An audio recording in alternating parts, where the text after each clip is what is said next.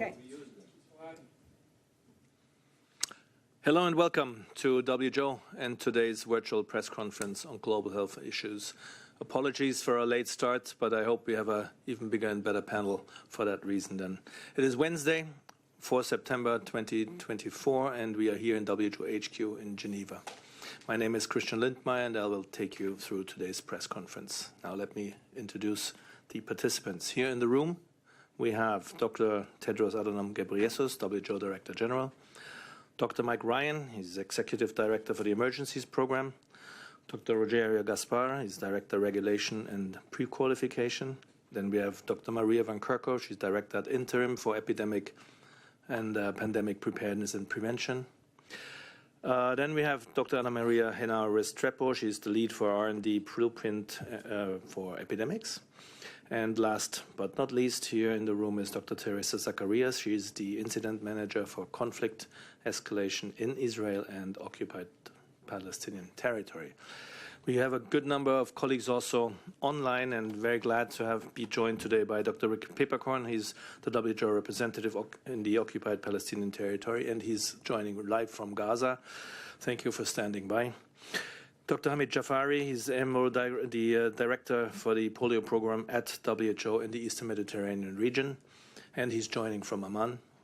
Dr. Egmont Evers, he's the Incident Manager for the Sudan conflict and the refugee crisis. Then we have Dr. Philip Barbosa, he's Technical Lead on Cholera. We also have Dr. Rosamund Lewis, she's the WHO Technical Lead for Mpox. And we have Tim Nguyen, the Unit Head for High Impact Events Preparedness. And last but not least, here online, we have Dr. Abdi Rahman Mahmoud.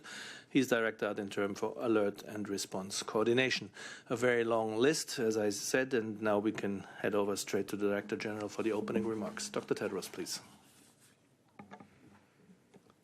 Thank you, Christian. Good morning, good afternoon, and good evening. First to Gaza. On Sunday, WHO and our partners began a polio vaccination campaign in Gaza. Over the first 3 days, we vaccinated more than 187,000 children up to 10 years old in central Gaza. Families have been eager to participate, telling our vaccination themes about children nearby who also should be vaccinated. Thanks to the community's active participation, health workers were able to vaccinate more children than expected. 4 fixed sites will continue to offer polio vaccination for the next 3 days in central Gaza to ensure no child is missed.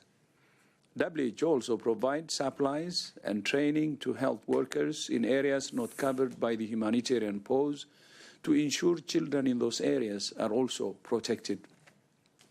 Today, we're preparing the logistics, cold chains, teams, and communications to begin vaccination in southern Gaza tomorrow.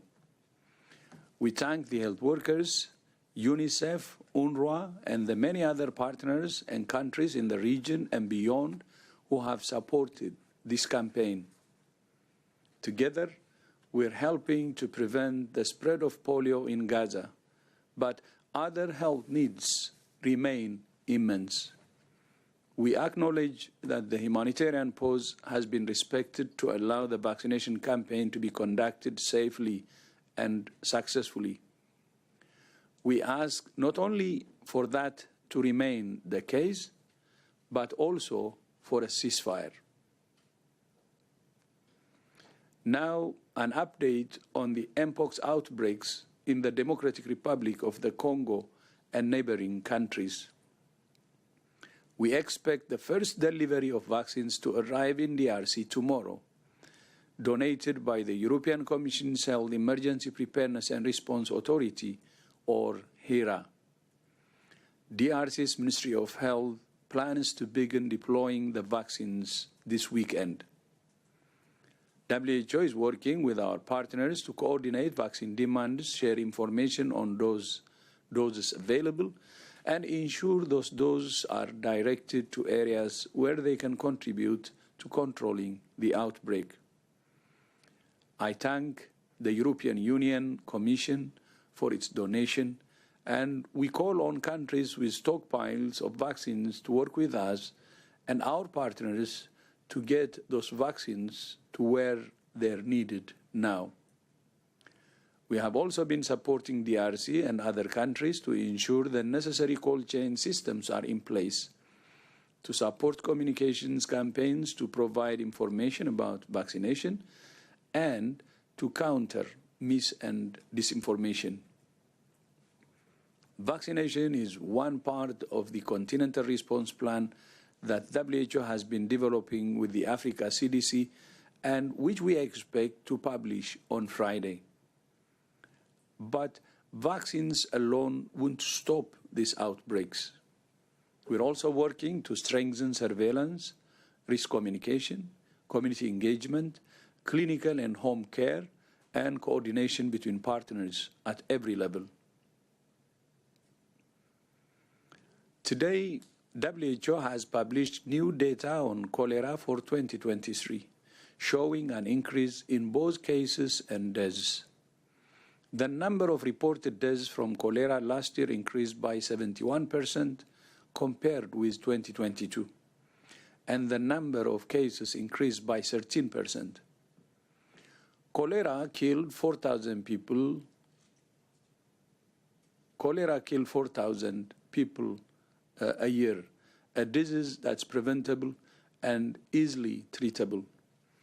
Conflict, climate change, unsafe water and sanitation, poverty and displacement all contributed to the rise in cholera outbreaks last year. The geographical distribution of cholera also changed significantly, with cases from the Middle East and Asia declining by 1/3 and cases from Africa more than doubling. Preliminary data show that the global cholera crisis continues into 2024, with 22 countries reporting active outbreaks. So far this year, more than 342,000 cases and 2,400 deaths have been reported to WHO from all regions.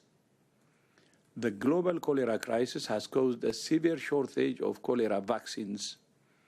Between 2021 and 2023, more doses were requested for outbreak response than the entire previous decade. About 36 million doses were produced last year, only half the amount requested by 14 affected countries. Since October 2022, the International Coordinating Group, which manages emergency vaccine supplies, has suspended the standard 2-dose vaccination regime, adapting a single-dose approach to reach and protect more people with limited supplies. There is currently only one manufacturer of cholera vaccines, EU Biologics, and we thank them for the work they're doing to expand production. We urge other manufacturers planning to enter the market to accelerate their efforts and to make doses available at affordable prices. While vaccination is an important tool, safe drinking water, sanitation, and hygiene remain the only long-term and sustainable solutions to ending cholera outbreaks and preventing future ones. Finally, today, WHO is publishing a new framework to guide our member states in the studies that need to be performed to understand the origins of pathogens with epidemic and pandemic potential. Understanding when, where, how, and why outbreaks, epidemics, and pandemics start is extremely challenging.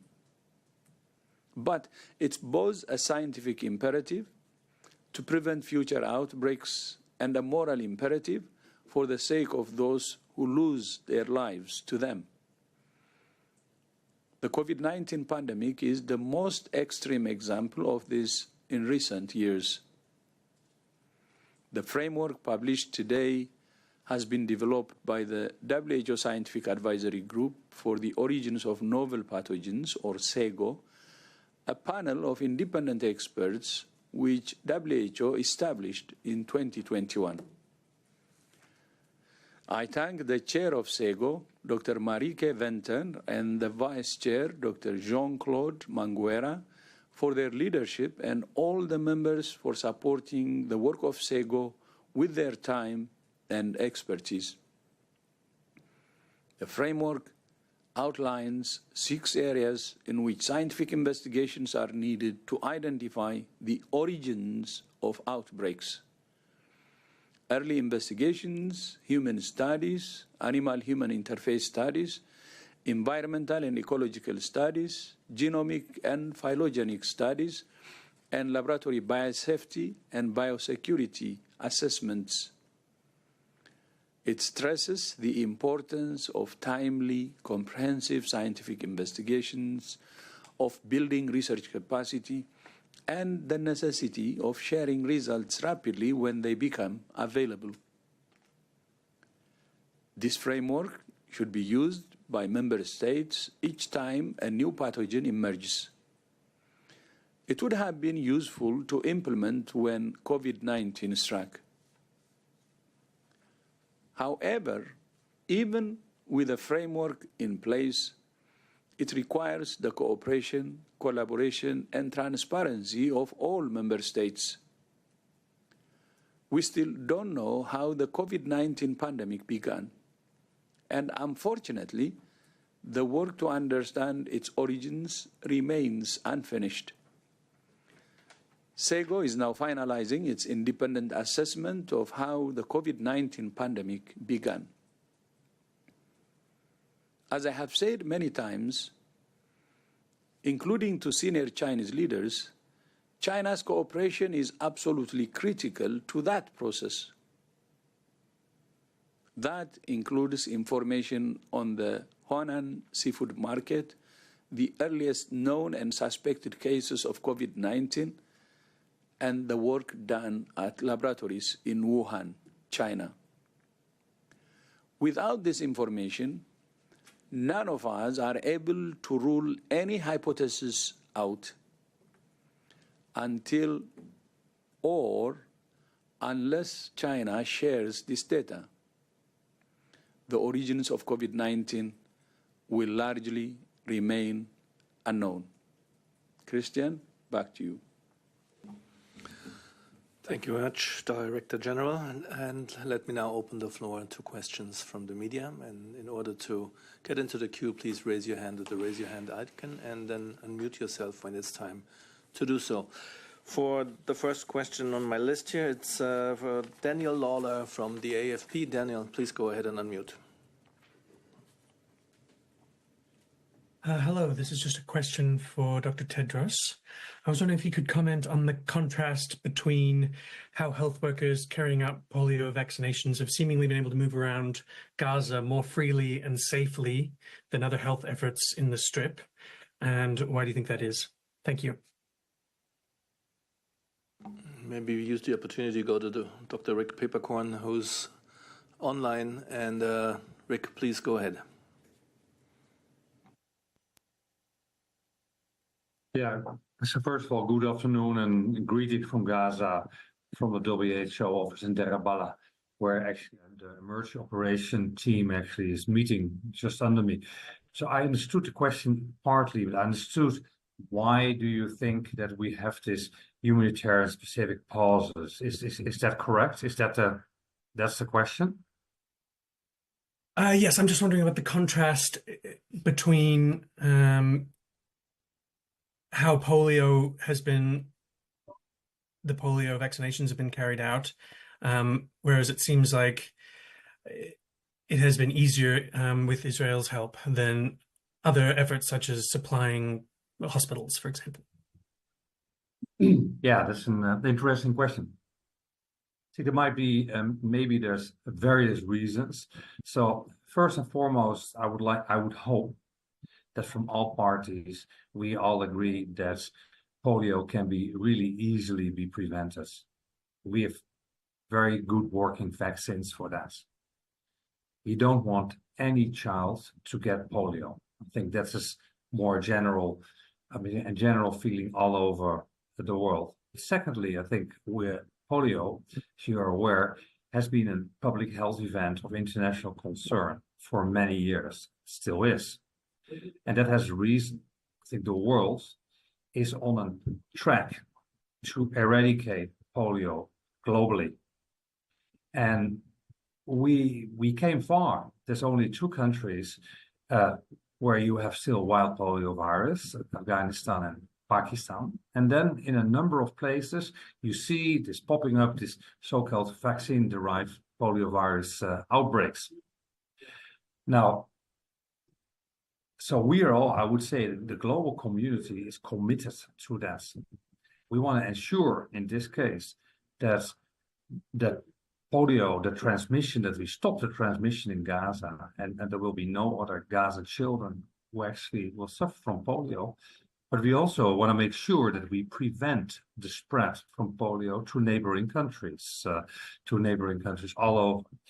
And you see, of course, these vaccine-derived polio outbreaks always in places where there's war and civil strife, when children are unvaccinated or under-vaccinated. That's the case in Gaza too. But I think your point is interesting. I think we should. And by the way, we are only on day 4 of this campaign. We've had 3 days, and as the DG described, fingers crossed, those were relatively good days. We're starting tomorrow in what we call the southern zone with a target of 340,000. It's more complex, but again, we need 3 days, and very much most likely we will need 3 plus 1 day in that zone, and then we will move to the north. So fingers crossed. There's an enormous amount of enthusiasm among the Gaza, the parents, the children, etc. That first 3 days went relatively well with all hurdles under incredibly complex circumstances, and all kudos to the 2,200 health workers, community organizers, but also all the planners, etc. I mean, people work literally from 6 in the morning till 11 at night to get this going under the circumstances. We need these humanitarian area-specific pauses to be respected. Otherwise, families, children will not be able to get their vaccines. And secondly, of course, those 2,200 workers will not be able to move. We talk about the South, more than 500 teams, 133 supervisory teams, a huge amount of fixed sites, etc. Everything is in operation, so we will continue. We keep going. And I think the last point I want to say, I am also concerned. I think we should learn some lessons if this works well. If this works well, what more would be possible? But I want to stress, I'm deeply concerned about the overall health situation. And I think the DG alluded to that as well. We see only 16 of 36 hospitals operational. We see less than 1/3, less than 50 of the 152 primary healthcare centers partially functional. We've seen an enormous spread in infectious diseases, more than 600,000 cases of diarrhea, more than 110,000 cases of hepatitis A, huge number of acute respiratory infection, dismal, horrible water and sanitary conditions, etc., and all combining to the spread of this kind of diseases, including polio. So all of that as well.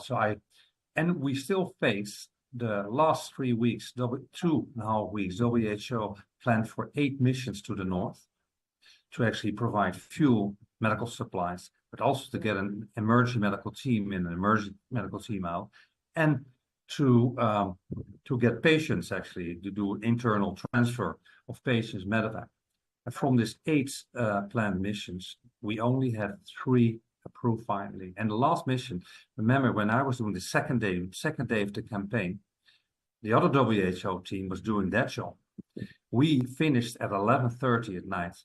We were deeply concerned because that team was still stuck in the north.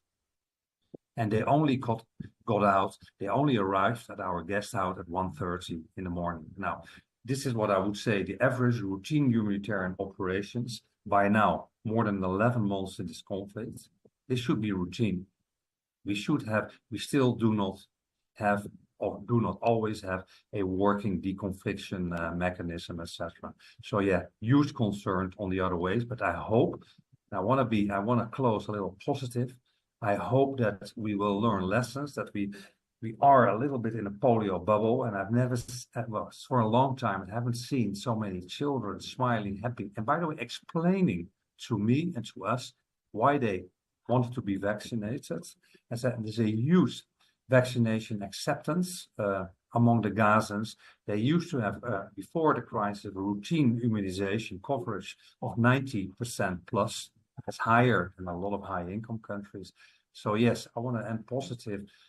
We need to continue, and we need to make sure that we at least vaccinate 90% of the 640,000 children targeted, and repeat this feat 4 weeks later. Over to you.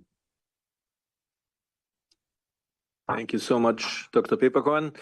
Next question goes to Janice Koo from Bloomberg. Janice, please go ahead and unmute. Hi, thanks very much. I just wanted to bring it back to Mpox. I'm trying to get a sense of whether the spread outside Congo is continuing. If there's a surge in Uganda and Burundi, if so, what that's looking like on the ground there, and if there's anywhere else on the continent that may be on the precipice of a surge.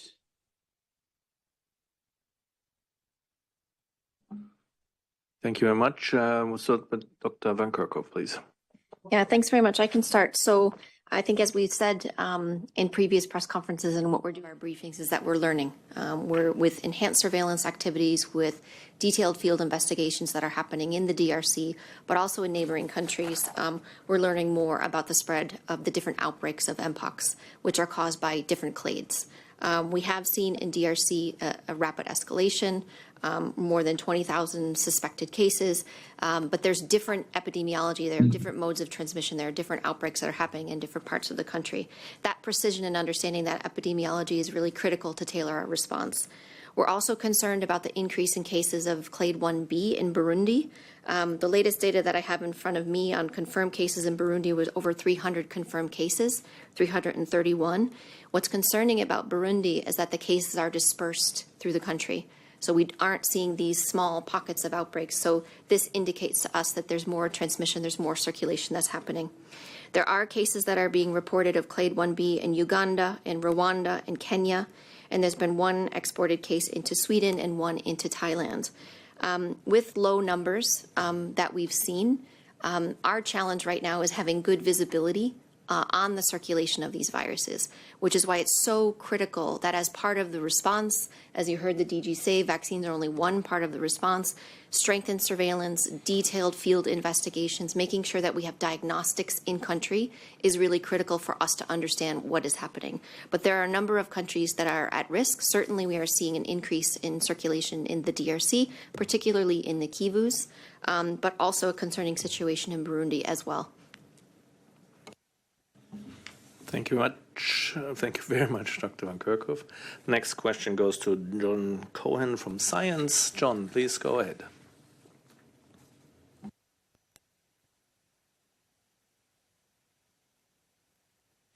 John, do you hear us? If you can unmute yourself, please.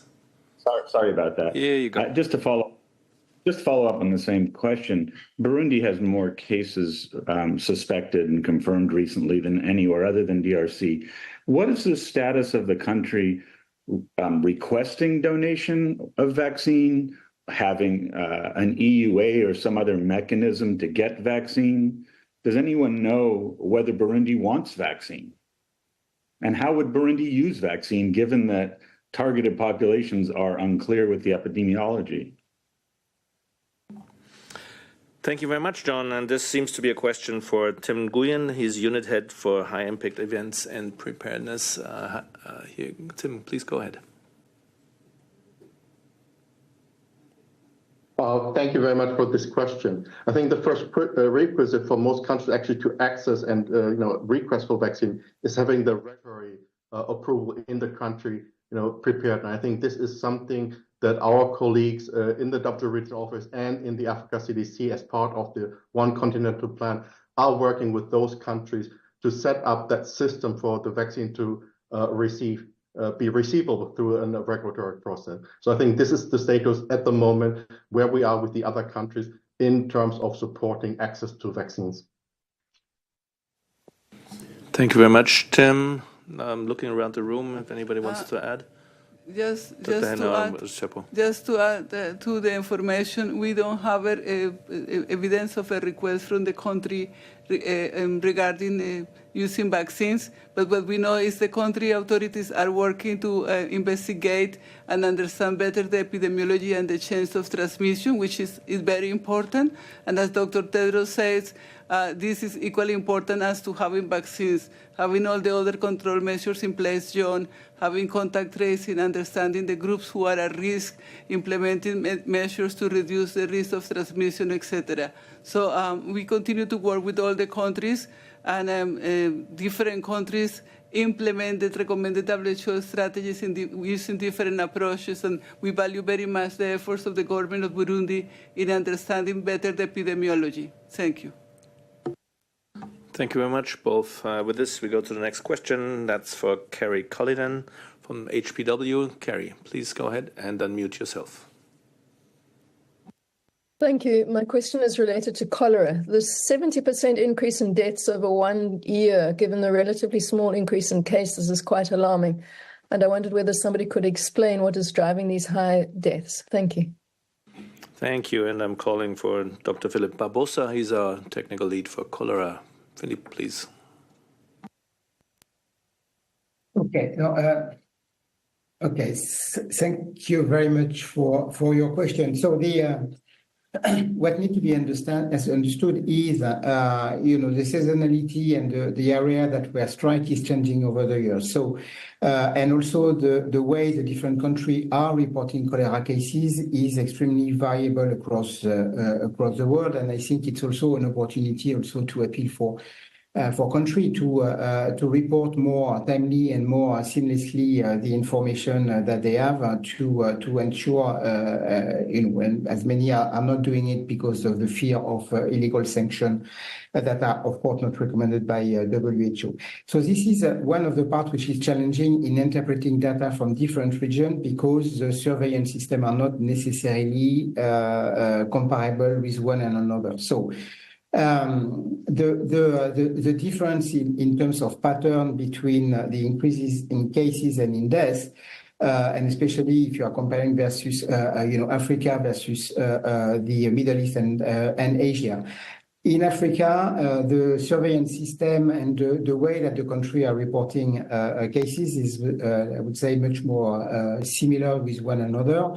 And in addition, there are a number of countries that should be praised for doing that are also reporting the cases and the deaths, more importantly, the deaths that are occurring in the community, so outside of healthcare setting. And this is a very important information because that really underlines how much people continue to die even before reaching any healthcare facility. And in some of the area, it can represent sometimes even more than 30% of the deaths that are reported globally. So by a country. So while in another country, the surveillance is more, based on symptomatology with more limited laboratory testing that allow to discriminate between cholera and other diarrheal diseases, and therefore the proportion of cases that are reported as suspect might be a bit higher, and therefore that can explain also why the CFR, the case fatality rate reported in this country would appear lower than a reality. But this being said, this is very technical. What we can draw from this conclusion is very clearly most of the very large outbreaks that the world has been facing in the past 2 years, and including this year and at the beginning of the year, are not only larger, more frequent, but they are very clearly deadlier. And this is something that the world needs to hear. We are in 2024. The treatment of cholera is extremely simple, extremely cheap, and people continue dying just because they do not have access to healthcare and very cheap treatment. It costs a few cents to prevent the death of a people, and this is a reality. So beyond the number of cases that are reported officially through notification system and and that have their limitation due to lack of support and investment. And we know, and we can say that we know that most of the cases are it's an under representation of the real number of cases and deaths that are occurring worldwide. Okay, so the estimation are much higher than that. It's the estimation that were made on modeling in 2017 was about 2 million cases a year and almost 100,000 deaths a year, a minimum. And that was before the start of the surge of the seventh pandemic. So beyond the figure, it's important to realize that, these tests are totally morally unacceptable, and we need to find ways to ensure that people have an easy access to treatment. And as reminded by the DG, that a long-term sustainable solution to this is providing basic access to safe water, basic sanitation and hygiene, and that will provide a long-term solution to prevent not only cholera, but all other acute diarrheal diseases. Over. Thank you very much, Dr. Barbosa. Before we go to the next question, quick reminder. So I have now 3 more on the list here. That is Paul Adepoju from The Lancet, then Maya Plans from UN Brief, and Belisa Godinho, W Magazine. I'm saying that because we have apparently a reset of the hand. So if anybody else wants to raise their hand, and please do so again. And put you on the right name. So next question goes to Paul Adepoju from The Lancet. Go ahead and unmute. Thank you very much.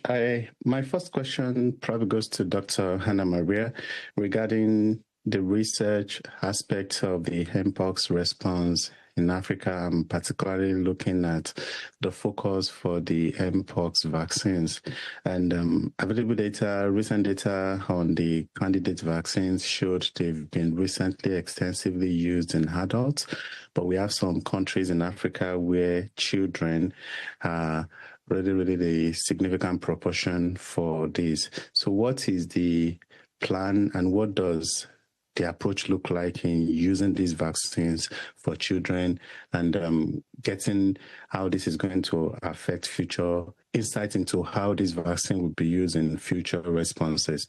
Then the other question has to do with the multiple response to multiple outbreaks at the same time. For instance, we have countries like Nigeria that are dealing with Mpox, Lassa fever, and cholera at the same time, even though the public health emergency attention is coming to the Mpox aspect of this. But some of the responses to these different outbreaks can happen together. So is there a considered intentional strategy to look at the ways that these multiple responses can be implemented together? Thank you very much. Yeah, thank you for this question. We'll start with Dr. Henare Westapple, please.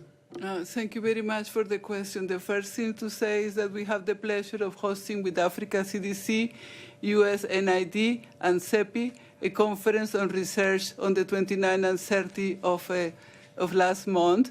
We have researchers from all over the world, but particularly a very important contingent of researchers and experts from Africa. And we discussed what the priorities for research will be, considering that research to be used as an additional tool to support the outbreak control efforts. And we are posting on the web the proceedings of the meeting, and also the recordings and the PowerPoint presentations for everybody to see. As you noted, there was attention to the priority questions for vaccines, and they could be aligned in 3 areas, grosso modo, that are very much in line with what our strategic advisory group of experts have highlighted. First is understanding how to best use the vaccines, what are the delivery strategies that are the best and most suitable for different epidemiological conditions. The second is understanding if we can use different schedules, different routes of administration, and what are the added benefits of that. And the third is on safety for the special populations. Now, on your question of vaccination of special populations, WHO published about a week ago our WHO position paper for orthopox virus vaccines. It reflects the recommendations of the Strategic Advisory Group of Experts meeting in April. And in summary, for infants, children, and adolescents, where consideration is given to vaccination in the context of outbreaks, considering the benefits and risks, a non-replicating vaccine like the MVA-BN or a minimal replicating vaccine like the LC16 vaccine may be used. LC16 vaccine is licensed in Japan for use in children. The MVA-BN is not licensed for use of children, so the use under this recommendation will be considered an off-label use. Because it's an off-label use, WHO and SAGE recommend that countries use this opportunity to collect information on additional safety profile.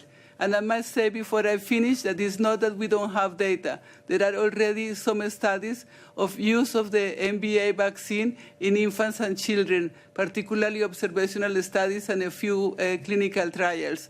And in addition, a version of MVA using the same platform is used for Ebola control, and for which there is a big dossier of safety data. So in summary, you have to consider the risk-benefit.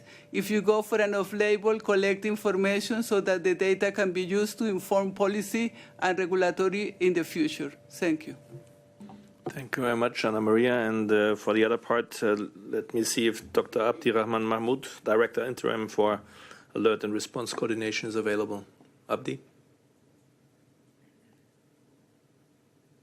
Thanks for the question. In terms of responding to multiple outbreaks, particularly in low middle-income countries, has been a challenge. WHO will develop the Health Emergency Preparedness and Response Framework that brings ability to respond to all hazards.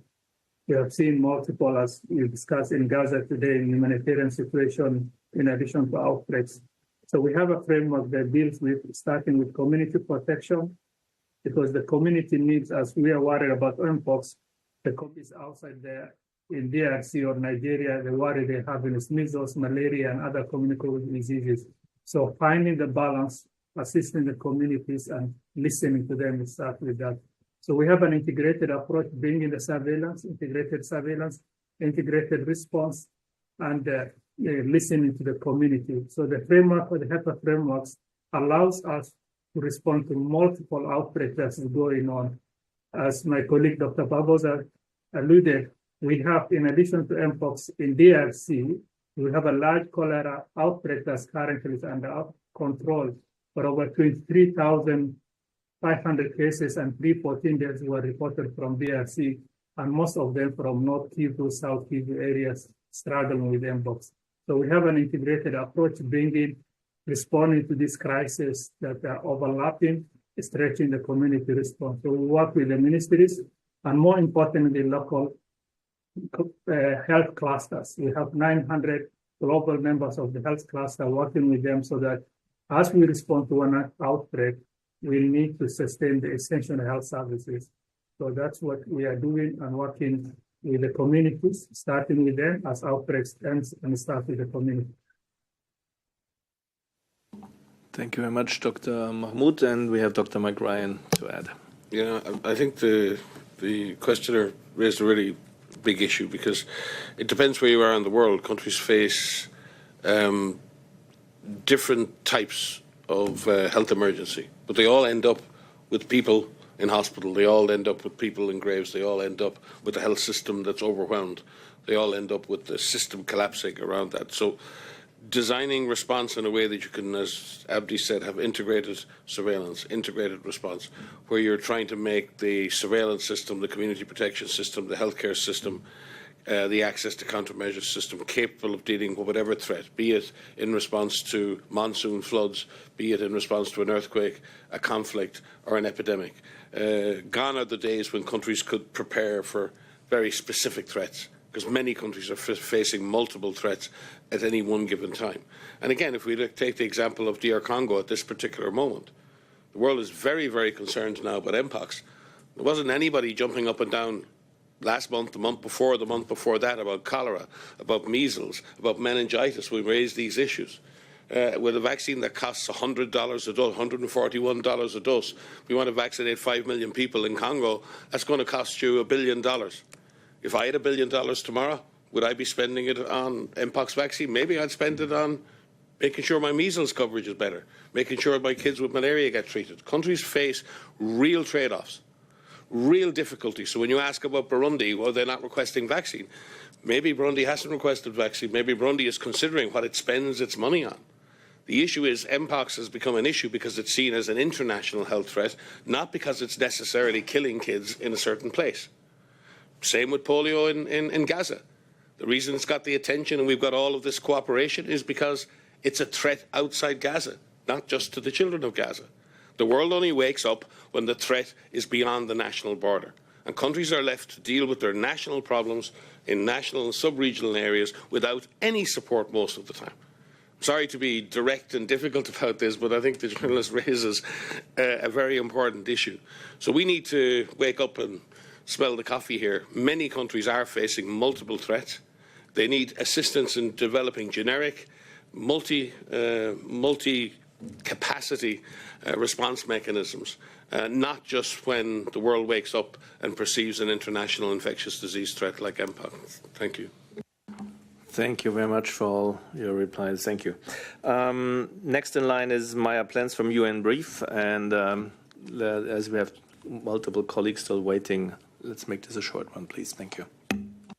Thank you very much for taking my question, Christian. My question is unrelated to what we've been discussing so far, but it's something I have tried to get the media team to respond. It's because there is this conversation around the policies on alcohol consumption, wine consumption that the WHO issued last year. And apparently one journalist in the trade has done some research and discovered that there is influence of some NGOs, groups that are actually not very well due diligence perhaps wasn't done before, but they seem to have influenced these policies. And I would like, my question is, who do I speak with and where are we at this conversation since the issues of these guidelines saying that there is no safe level of alcohol consumption, when we know in many cultures in Europe, in particular, moderate alcohol consumption has been improved in many studies. That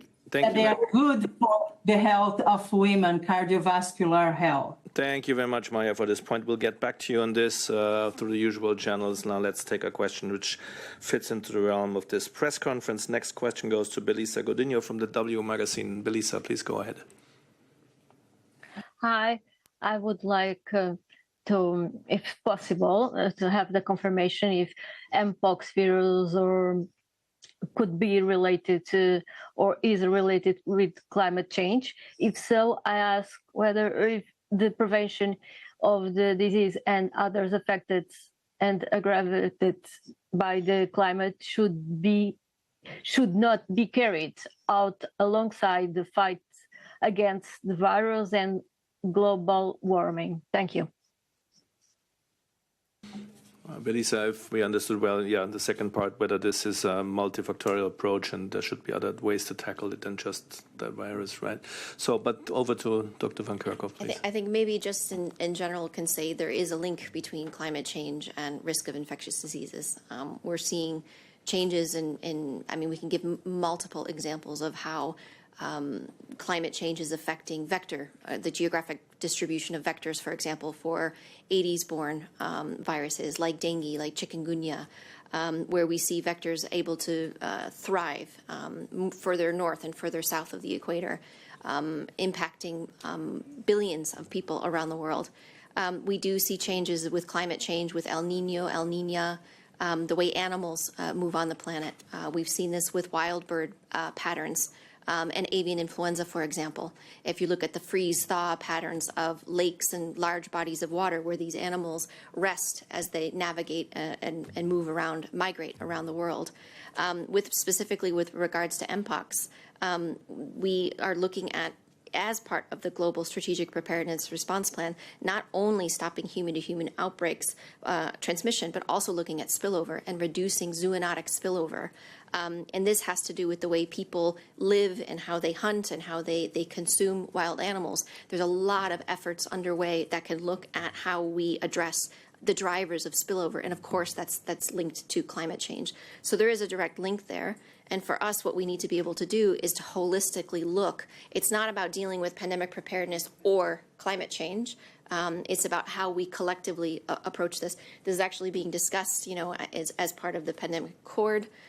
It's discussed constantly here with WHO and all of our partners of how we work together to address all of these multiple drivers because they are directly related. Thank you very much, Dr. Van Kerkhoff. Next question goes to Yan Zheng from Xinhua. Yan Zheng, please go ahead and unmute.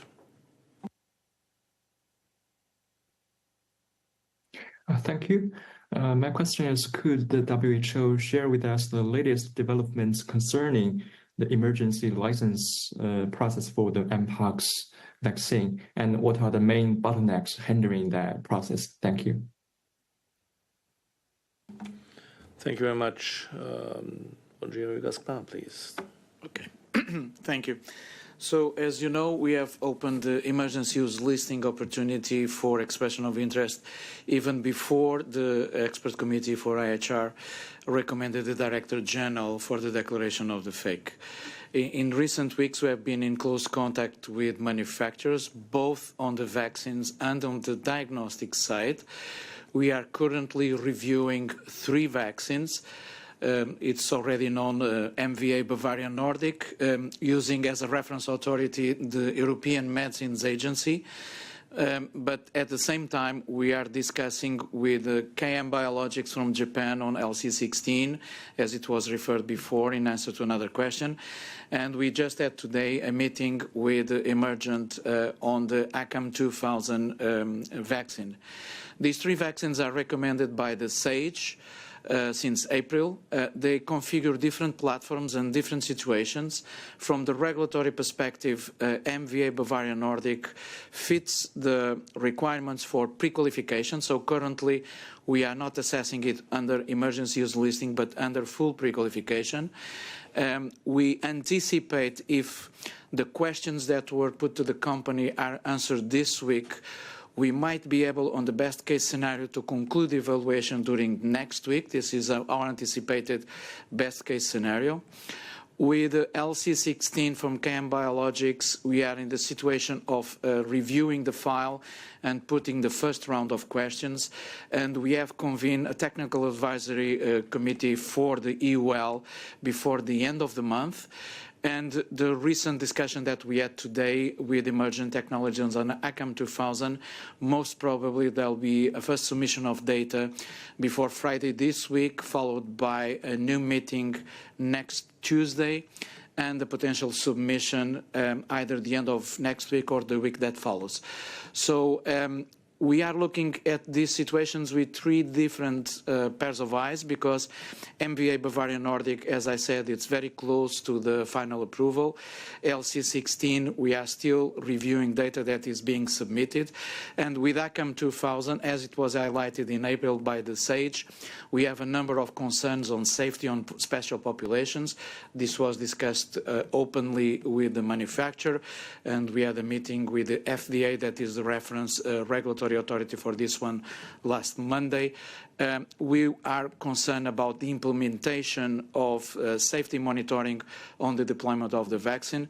So a final decision on ACAM 2000 to be pre-qualified, even though it was approved by the FDA, or to go through an emergency use listing, looking at the data that needs to be collected after approval, will be taken only after the submission of relevant data that we have to review. I think this is the full information I can disclose at this moment. Thank you. On the diagnostic side, we have 4 expression of interests, and I would say that 2 of the submissions are very close to progress. I have a huge amount of detail that was prepared by the relevant team, a huge amount of work being done in the diagnostics in recent days. We hope to move as soon as possible to have also a number of diagnostics emergency use listed. As we know, this is absolutely essential on the response and the follow-up of the epidemiology of Mpox to have relevant diagnostics. Thank you. Thank you very much, Dr. Gaspar. We are running now close to time, but we may have time for one more question, and that goes to Politico for Rory O'Neill from Politico. Rory, please go ahead and unmute. Hello, thank you. I have a question about the Bavarian Nordic Mpox vaccine. The EMA has advised that countries might want to administer it as an intradermal injection, which might allow doses to stretch up to 5 times further. A couple of European countries have emphasized that when announcing their own donations, but I was wondering if WHO has a position on that. I refer again to the 2 documents.